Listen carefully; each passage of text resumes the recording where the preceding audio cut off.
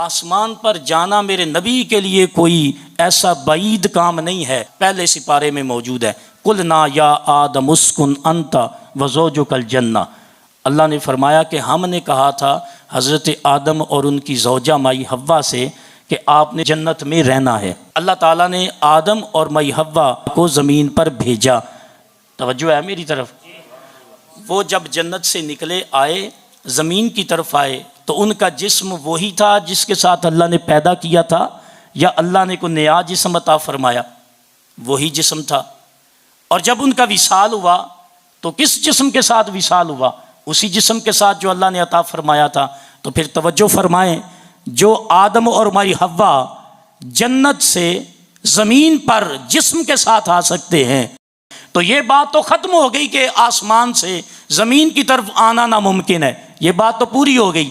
अब देखें हज़रत ईसा अलैहिस्सलाम के बारे में हमारा अकीदा है, वमा क़तलूहु यकीना बल रफ़अहुल्लाहु इलैहि व कान अल्लाहु अज़ीज़न हकीमा। अल्लाह फरमाता है कि जिन लोगों ने हज़रत ईसा को कत्ल करने की कोशिश की तो उन्होंने कत्ल नहीं किया, हमने हज़रत ईसा को बचा लिया था। बल रफ़अहुल्लाहु बल रफ़अहुल्लाहु बल रफ़अहुल्लाहु इलैहि। अल्लाह ने फरमाया हमने हज़रत ईसा अलैहिस्सलाम को यानी अल्लाह ने उठा लिया।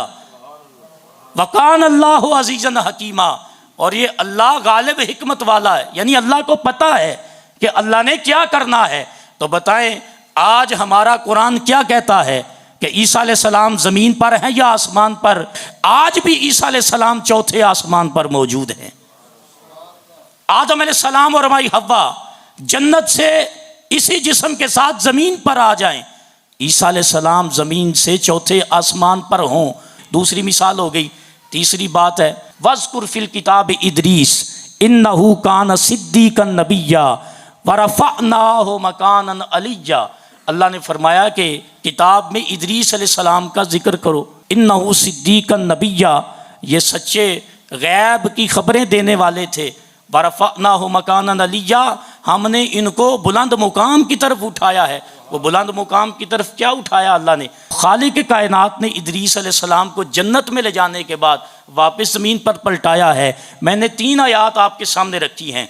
आदम अलैहिस्सलाम और माई हव्वा जन्नत से नीचे आए, इसका मतलब हुआ ऊपर से जिस्म का नीचे आना, ये कुरान से साबित है। फिर हज़रत इदरीस अलैहिस्सलाम आसमान पर गए, जन्नत में पहुँचे, जन्नत से वापस ज़मीन पर आ गए।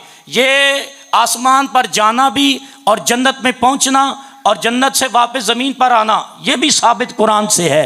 तीसरी बात, जो अभी इस दौर में इस लम्हे भी, जिस तरह आप अभी महफिल पाक में बैठे हैं, इस लम्हा भी कुरान पाक में ये आयत लिखी है कि बल रफ़अहुल्लाहु इलैहि, कि अल्लाह ने हज़रत ईसा अलैहिस्सलाम को उठाया हुआ है। उतारेंगे कब? कुर्बे क़यामत में। आज भी ईसा चौथे आसमान पर हैं। मैं कहता हूँ जब आपके सामने ये अकीदा बयान किया जाए ना कि नबी आसमानों पर गए थे लेकिन रूहानी मेराज थी, तो आप उनसे कह सकते हैं ये मेरे नबी की शान में नक्स बयान कर रहे हो, या मेरे नबी की इज़्ज़त में तुम राज़ी नहीं हो, या तुम मेरे नबी के साथ बुग़्ज़ रखते हो, या हुजूर सल्लल्लाहु अलैहि वसल्लम की शानों का इनकार करते हो। जब ईसा की शान मानते हो, इदरीस अलैहिस्सलाम की शान मानते हो, आदम व हव्वा की शान मानते हो, तो फिर सिद्दीक़ अकबर जैसा अकीदा क्यों नहीं रखते? ये बू जहल वाला अकीदा क्यों अपनाते हो?